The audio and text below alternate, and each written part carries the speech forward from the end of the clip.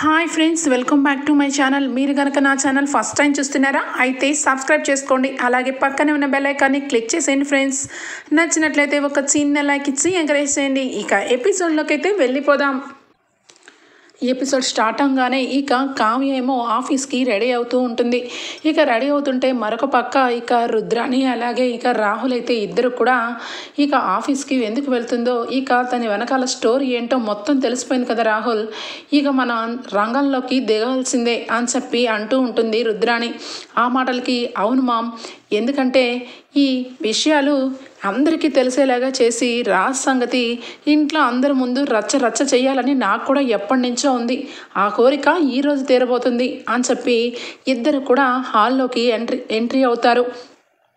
ఇక అప్పటికే దానిలక్ష్మి మనసులో ఇక కావ్య ఆఫీస్కి వెళ్ళడం ఇష్టం లేదు కాబట్టి ఈరోజైనా నేను అందరి ముందు అడగాలి, అసలు నా కొడుకుని ఆఫీస్కి ఎందుకు రమ్మన్నట్లేదో, అసలు ఈ కావ్య ఎందుకు వెళ్తుందో అందరికీ కూడా క్లియర్గా అడుగుతాను అని చెప్పి తన మనసులో అనుకుంటుంది. మరొక పక్క ఇక కావ్య చకచక రెడీగా పనులన్నీ ఇక ఇంతలోనే ఆఫీస్ కూడా రెడీ అయిపోతూ ఉంటే ఇక అనామిక ఒకవైపు ఇక దానిలక్ష్మి ఇద్దరు కూడా చాలా సీరియస్గా కావ్య వంక చూస్తూ ఉంటారు. కావ్య అదేమీ పట్టించుకోకుండా మాట్లాడుతూ ఉంటుంది ఇందిరాదేవితో. ఇక వెంటనే దానిలక్ష్మి వచ్చి అత్తయ్య గారు మీతో కొంచెం మాట్లాడాలి అని చెప్పి అడుగుతుంది. ఏంటి దానిలక్ష్మి, ఏం మాట్లాడాలి చెప్పు అనగానే, మీకు తెలియంది కాదు, నా కొడుకు ఆఫీస్కి ఇక ఎప్పటి నుంచి వెళ్ళాలి, ఏం చెయ్యాలి అన్నది పెద్దరికంగా మీరు ఒక మాట అంటే వాడు కూడా ఆఫీస్కి వెళ్తాడు. వాడు ఇంట్లో ఉంటూ అందరూ ఏ పనులు చెప్తే ఆ పనులు చేసుకుంటూ వెళ్ళడం ఇక నాకు చాలా ఒక రకంగా ఉంది. ఇక కట్టుకున్న భార్య గురించి కూడా మనం ఆలోచించాలి కదా అత్తయ్య గారు అని చెప్పి అంటూ ఉంటే, అదేంటి దానిలక్ష్మి, వాడిని మేము ఎప్పుడు రమ్మని అడగడం ఏంటి, వాడి ఆఫీసు వాడి ఇష్టం, వాడు ఎప్పటి నుంచి వెళ్ళినా వాడి ఇష్టం అది, అంతేగాని నువ్వు వెళ్ళాలి అని చెప్పడానికి వాడు ఇంకా స్కూల్ పిల్లాడు కాదు కదా అని చెప్పి ఇందిరాదేవి అంటూ ఉంటుంది. ఇక మరొక వైపు అనామిక సైగ చేస్తూ ఉంటుంది.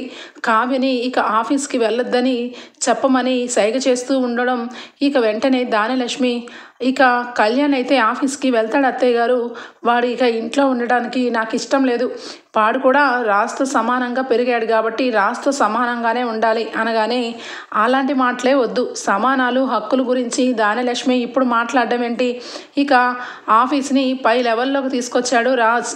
ఎప్పుడు కూడా వీడు చిన్నప్పటి నుంచి కవిత్వాలంటే వీడికి ఇష్టం, కవిత్వాల వైపే వీడి ఫోకస్ అంతా పెట్టాడు. ఇప్పుడు సమానమైన హక్కులు ఇమ్మని అడగడానికి నీకు ఎలాంటి అధికారం లేదు. వాడు ఆఫీస్కి వెళ్తాడా, వెళ్ళని, వాడు అక్కడ ఉన్న వర్క్ అంతా నేర్చుకొని వాడు డే అండ్ నైట్ కష్టపడుతూ ఉంటే ఏదో ఒక రోజు రాజ్ కంటే గొప్పవాడు అవుతాడు, అంతేగాని నీకు నచ్చినట్లుగా మాట్లాడితే నేను ఊరుకోను అని చెప్పి అంటుంది ఇందిరాదేవి. ఇక వెంటనే అత్తయ్య గారు, నేను ఇక ఒక మాట అడగాలనుకుంటున్నాను. ఈ కావ్య ఆఫీస్కి ఎందుకు వెళ్తుంది అంటే ఇంట్లో పని తప్పించుకోవడానికే కదా. ఇంట్లో పని చేసుకుంటూ వంటగదిలో వంట చేసుకుంటూ ఉండే కావ్య ఈ మధ్య అసలు ఎందుకు వెళ్తుంది అని చెప్పి అనగానే, అది నీకు అనవసరం దానిలక్ష్మి, అది ఇక కావ్య వాళ్ళ అత్తగారికి సంబంధించిన విషయం, నువ్వెలా చేసుకుంటావు అని చెప్పగానే ఇంతలో అపర్ణ వస్తుంది. అపర్ణ రావడంతో ఏంటి ఏమవుతుంది, కావ్య విషయం గురించి మళ్ళీ ఎందుకు ఎత్తుతున్నావు దానిలక్ష్మి అనగానే, అవునక్క, ఇక మీ కోడలు పొద్దున్నే రెడీ అయ్యి ఆఫీస్కి వెళ్ళిపోతే సాయంత్రం వస్తుంది, ఈ సాయంత్రం వరకు నేను నా కోడలు అందరికీ చాకరీ చెయ్యాలా ఏంటి, అదేమీ కుదరదు, కావ్య ఇంట్లోనే ఉంటూ వంట చేస్తూ ఉండాలి అని చెప్పి అనగానే ఇక అపర్ణకి చాలా కోపం వస్తుంది. ఏంటి, నా కోడలు వంటలక్కలా కనిపిస్తుందా లేదా ఇంటి పని మనిషిలా కనిపిస్తుందా, ఏం మాట్లాడుతున్నావు, ఇంతకాలం కావ్య చేసి పెడితే అందరం కూర్చొని తిన్నాం, మర్చిపోయావా, ఈరోజు కావ్య ఆఫీస్కి వెళ్తే ఇక నీ కోడలతో వంట ఒక్కరోజు చేపించేసరికి ఇక నీ కోడలికి విసుగొచ్చినట్టుంది, అందుకే కావ్య ఆఫీస్కి వెళ్ళకూడదు అని చెప్పి మాట్లాడుతున్నావు.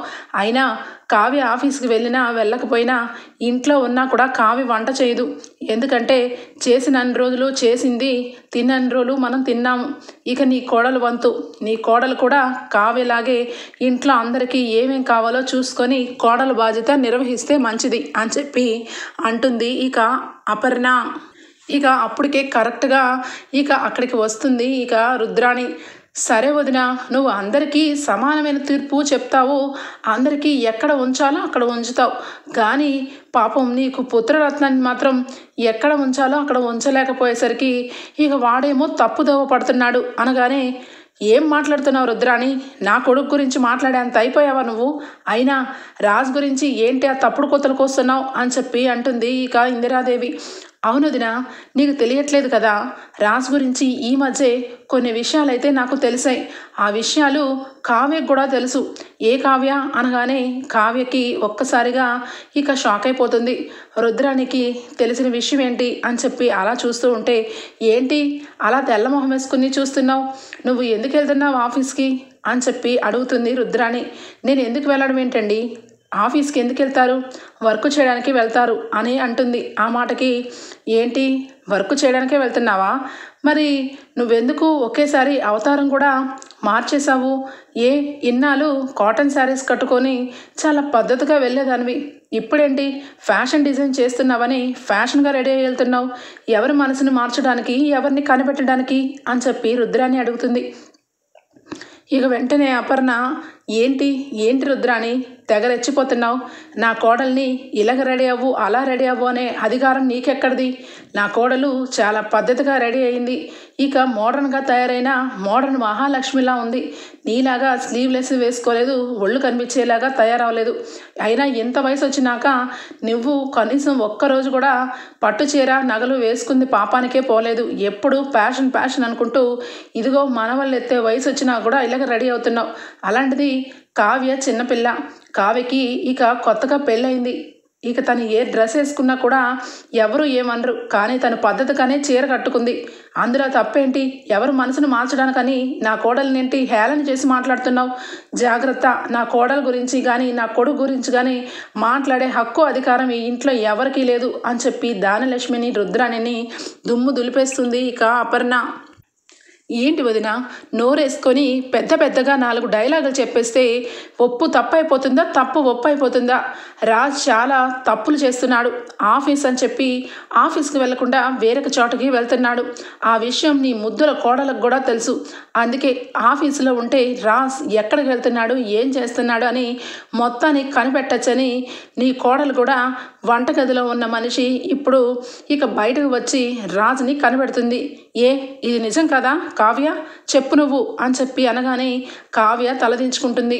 ఇక వెంటనే అపర్ణ వచ్చి, కావ్య ఏం మాట్లాడుతున్నావు? తను ఏం మాట్లాడుతుందో అర్థమైందా?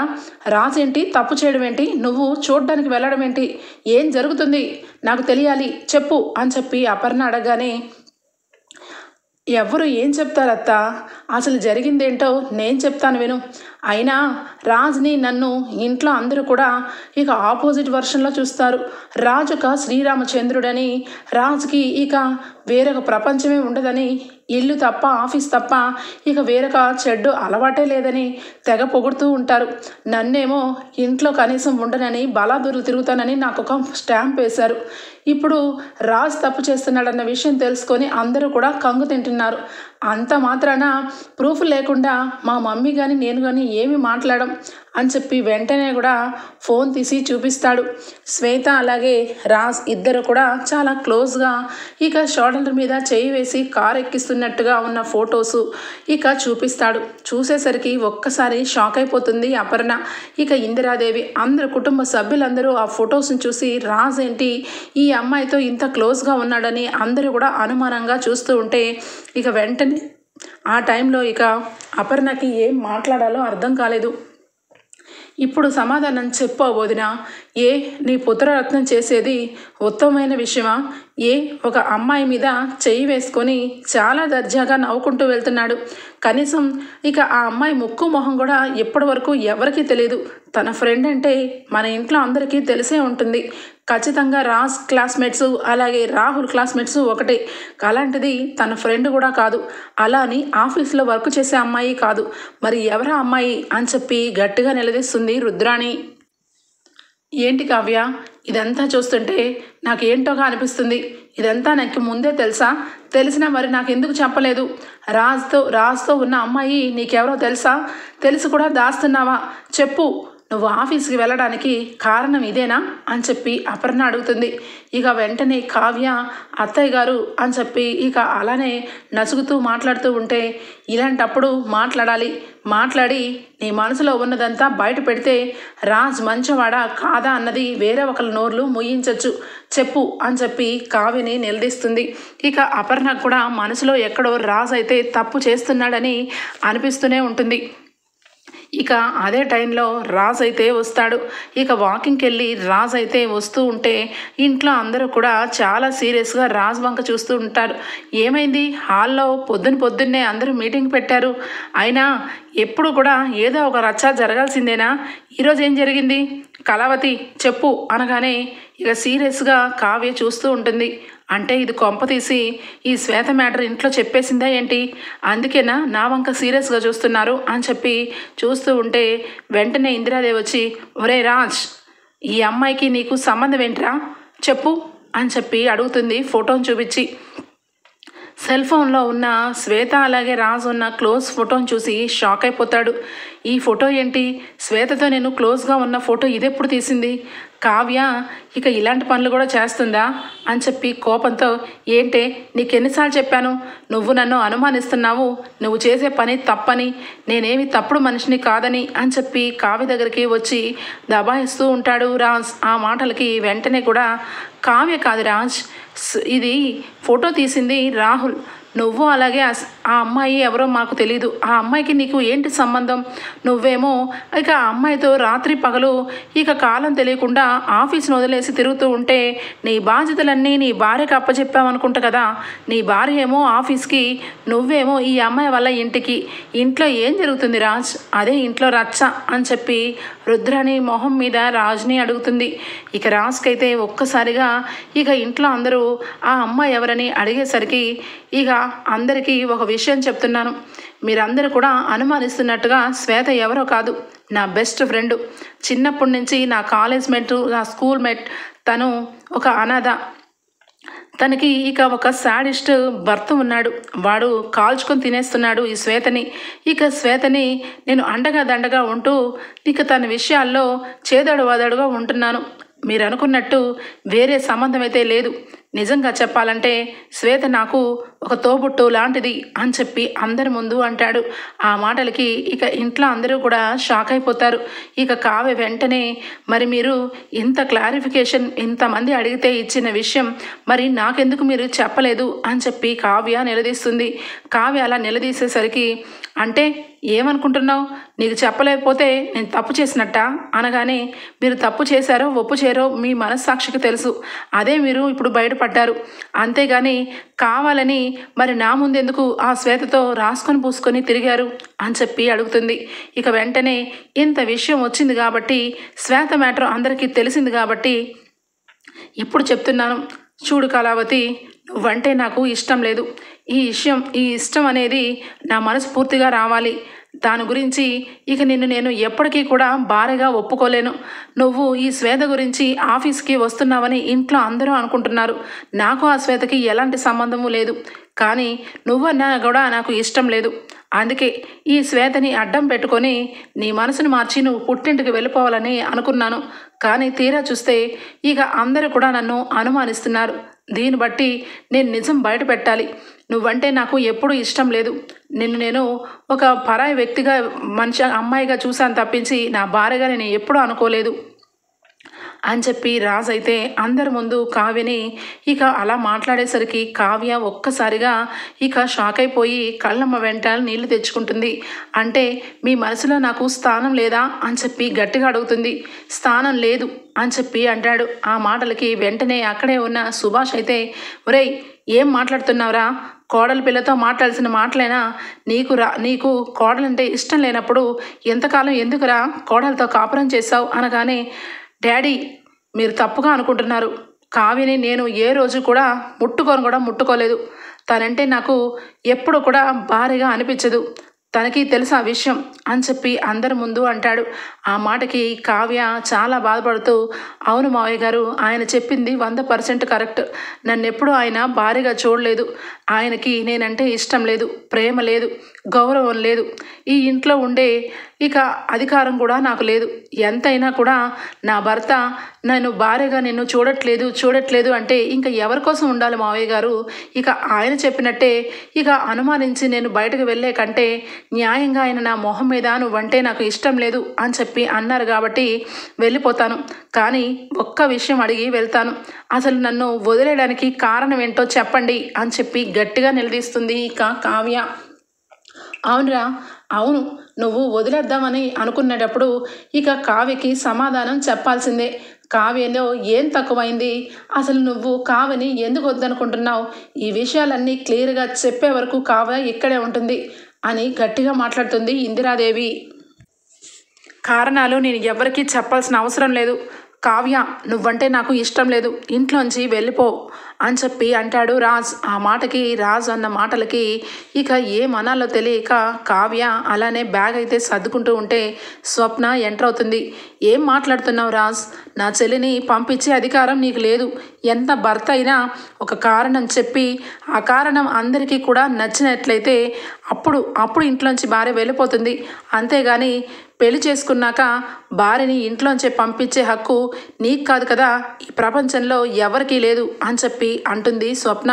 స్వప్న మాటలకి వెంటనే కూడా రాజ్ అయితే, ఏంటి నువ్వెందుకు మాట్లాడుతున్నావు? ఇది మీ చెల్లెల విషయం, నువ్వు మాట్లాడద్దు. నువ్వు మీ చెల్లి కలిసి చేసిన మోసం చాలు. అసలంతా కూడా నీ దగ్గరే వచ్చింది. నీకు భరతనాట్యం వచ్చని చెప్పి అందరి ముందు నన్ను ఫూల్ చేసావు. నీ భరతనాట్యం చూసి నీకు నిజంగా నేను మనస్ఫూర్తిగా ప్రేమించాను. ఎందుకంటే నిన్ను కాదు, నేను ప్రేమించింది భరతనాట్యాన్ని. నాకు చిన్నప్పటి నుంచి భరతనాట్యం అన్నా కూచిపూడన్నా పంచ ప్రాణాలు. నా చిన్నప్పటి నుంచి నేను ఒక భరతనాట్యం వచ్చే అమ్మాయిని పెళ్లి చేసుకోవాలని నా మనస్ఫూర్తిగా అనుకున్నాను. కానీ అన్నిటికీ కూడా కారణం నువ్వే. వచ్చినట్టు నా దగ్గర నటించి నా మనసుని బాధ పెట్టి చివరాఖరికి నీ చెల్లిని ఇక ఈ ఇంటికి అంటగట్టేలాగా చేశావు. నువ్వు మాట్లాడుతున్నావా అని చెప్పి అనగానే ఇక వెంటనే స్వప్న, నేను ఈ టైంలో కూడా చెప్పకపోతే నా చెల్లి జీవితం పాడైపోతుంది. ఇక కావ్య నన్ను ఎన్నోసార్లు ఈ ఇంట్లో నన్ను ఇక అన్ని విధాలా కాపాడుకుంటూ వచ్చింది. అసలు కావ్య లేకపోతే ఈ ఇంట్లో నుంచి నన్ను ఎప్పుడో ఇంట్లోంచి గెంటేసేవాళ్ళు. అలాంటి కావ్య గురించి ఇప్పుడు కూడా ఈ నిజం చెప్పకపోతే కావ్య జీవితం ఇక అందరి ముందు పలచనైపోతుంది అని చెప్పి వెంటనే రాజ్, నువ్వు మా చెల్లిని ఇంట్లోంచి పంపించడానికి కారణం నేనైనప్పుడు నేనే నిజాన్ని చెప్తాను. ఆ నిజం చెప్పినా కూడా నువ్వు కావ్యని ఇంట్లోంచి పంపించాలి అనుకున్న నిర్ణయాన్ని మానుకుంటావని ఆశపడుతున్నాను అని చెప్పి వెంటనే కూడా ఇక నీకు ఎంతగా ఇష్టమైన భరతనాట్యం ఇక నాకు రాదు. నిజమే, నేను మోసం చేశాను. కానీ నిజానికి ఆ రోజు నాట్యం చేసింది నా చెల్లి. నా చెల్లికి చిన్నప్పటి నుంచి భరతనాట్యం అంటే పంచ ప్రాణాలు నీలాగే. భరతనాట్యంలో తనకి ఎన్నో ప్రైజులు వచ్చాయి. నువ్వు భరతనాట్యాన్నే ప్రేమించావు అన్న విషయం నాకు తెలియదు కాబట్టి ఇప్పటి వరకు ఏ రోజు నీకు నేను చెప్పలేదు. ఏ కావ్య, నువ్వు నిజంగా భరతనాట్యం ఎలా చేస్తావే? చెప్పవేంటే? నీ జీవితం పోతున్నా కూడా ఎప్పటికీ చెప్పవా అనగానే, లేదక్క, నా మనసులో ఇక ఆయన మీద నాకు మనసు లేదు. నా గురించి ఆయన ఇప్పటి వరకు ఏం ఆలోచించాడు? భార్యనే అని చెప్పి నేను ఇంట్లో అందరికీ బాధ్యతగా నేను అన్ని విధాలా చూసుకుంటుంటే కనీసం నన్ను ఈరోజు నలుగురు ముందు ఇంట్లోంచి బయటకు వెళ్ళు అని చెప్పి అంత క్లియర్గా చెప్తున్నారంటే నిజానికి ఇప్పుడు కాదు, ఆయనకి ఎప్పటికీ నన్ను ఆయన ప్రేమించలేరు అని చెప్పి బాధపడుతూ ఏడుస్తుంది కావ్య. ఇక వెంటనే రాజ్ అయితే, ఏంటి నిజంగా కళావతి, నువ్వు ఆ రోజు డ్యాన్స్ వేసింది నువ్వా అని చెప్పి అడుగుతాడు. ఇక వెంటనే కావ్య తల దించుకొని, అక్క చెప్తుంది కదా, మళ్ళీ నన్నెందుకు అడుగుతున్నారు అనగానే, లేదు, నువ్వు నీ నోటితోనే చెప్పాలి. ఆ భరతనాట్యం వేసింది నువ్వేనా అని చెప్పి అనగానే, ఏంటి రాజ్, అదే వేసింది నాట్యం. ఇక చిన్నప్పుడు దాని ఫోటోలన్నీ నా ఫోన్లో ఇంకా భద్రంగానే ఉన్నాయి, కావాలంటే చూడు అని చెప్పి కావ్య చిన్నప్పటి నుంచి పెద్ద అయ్యే వయసు వరకు తను వేసిన భరతనాట్యం ఫొటోస్ అన్నీ కూడా రాజ్కి చూపిస్తుంది. రాజ్ ఆ ఫొటోస్ అన్నీ చూసి ఆనందంతో కళ్ళ వెంట నీళ్లు వస్తాయి. ఇక కావ్యని ఇంట్లోనే పెట్టుకొని ఎంతకాలం ఆ నీడని ప్రేమిస్తూ ఉన్నానా? అసలు ఎంత పొరపాటు చేశాను. కావ్య నిజంగా చాలా మంచి అమ్మాయి, మంచి సద్గుణాలు గలది.